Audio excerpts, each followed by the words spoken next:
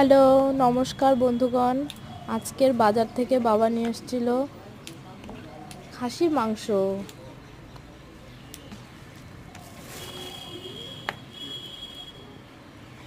অনেকটাই কিন্তু মেটে ছিল, আর এখানে ছিল জ্যান্ত জ্যান্ত চিংড়ি।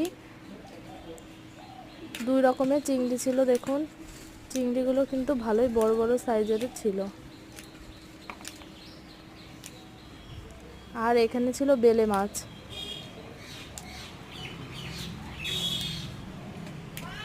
বেলে মাছ খেতে কে কে পছন্দ করেন অবশ্যই কমেন্ট করে জানাবেন। আর এই মাছ আর মাংস দিয়ে দারুণ রেসিপি।